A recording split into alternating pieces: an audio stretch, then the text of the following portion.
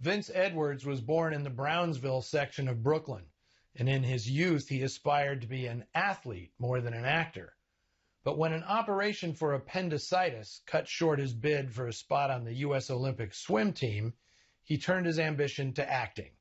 He was classmates at the American Academy of Dramatic Arts with Grace Kelly, Anne Bancroft, and John Cassavetes.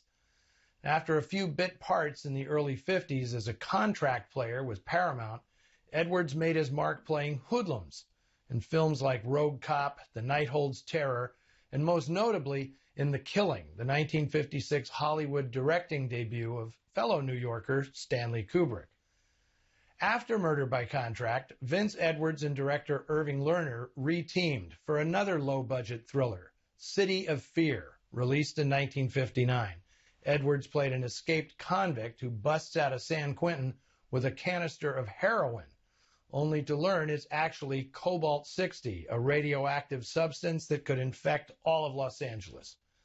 Well, given that he played mostly crooks and crazies in his young career, it's remarkable that Bing Crosby Productions chose Edwards to star in a new medical drama it pitched to ABC in the fall of 1961, Ben Casey. The public loved the intense crusading surgeon, and Edwards was nominated for an Emmy.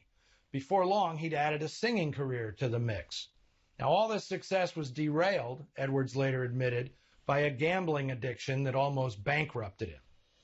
Herschel Bernardi, who played George, was another native New Yorker who enjoyed a busy career as a character actor. And he, too, played the title role in a successful TV series, Arnie, which aired on CBS in the early 70s. Phil Pine, who played his exasperated cohort Mark, managed to work for several decades in film and television without getting his own TV series. As for the women in Murder by Contract, this was the lone film role for Caprice Toriel, who gives an effectively high-strung performance as the assassin's target. But she's a mystery, so if anyone knows about her, spill it on the Noir Alley Facebook page or Twitter feed. This was also the movie debut of Kathy Brown, who's memorable as Mary, secretary by day, escort by night. Like Claude, Mary is willing to take risks to earn extra money. Unlike Caprice Toriel, Brown kept on acting, mostly in television, often co-starring with her husband, Darren McGavin. Director Irving Lerner went on to have an eclectic career, working as an editor on Spartacus and Steppenwolf, producing Custer of the West, director Robert Siodmak's last American film.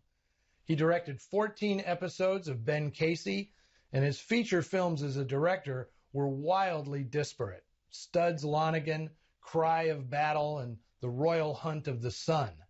Martin Scorsese, who cited Murder by Contract as a major influence, hired Lerner in 1977 to be supervising editor on New York, New York.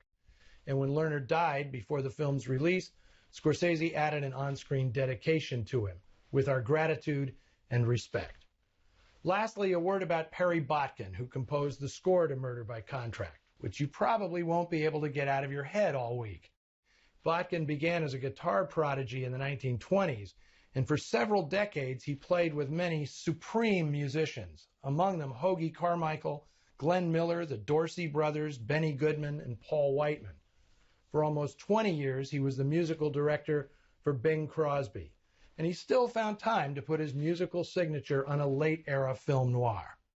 FYI, his son, Perry Botkin Jr., kept up the tradition, creating dozens of themes for movies and television, none more famous than the one he composed with Barry Dvorak for the soap opera The Young and the Restless.